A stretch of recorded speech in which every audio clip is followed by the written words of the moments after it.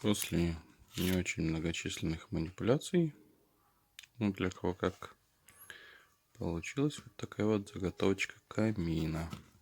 8 на 10 сантиметров. 10 высота, 8 ширина. Сейчас будем декорировать его.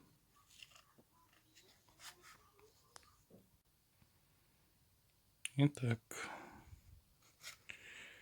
начали декор. Для начала вырезал кирпичики.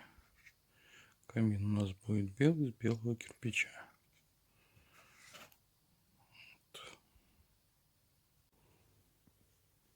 Вот такая вот столешница получилась у нашего камина. Она еще до конца не обработана. Это просто приклеил основу из дерева. Дощечки такие получились миниатюрные. Каминную топку задекорировал в черный цвет. И в цвет стенок румбокса, в который будет стоять камин, сделал основание. Так, и сюда у нас станет вот эта вот решеточка. Вот так вот.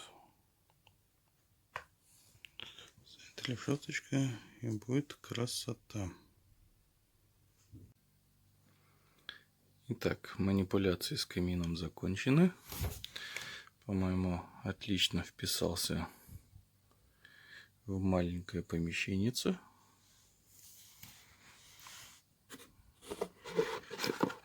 Здесь мы закрасили красочкой, покрыли лаком столешницу, или как ее еще называют у камина. Вырезали кирпичики, сделали решеточку и в цвет обоев покрыли основу.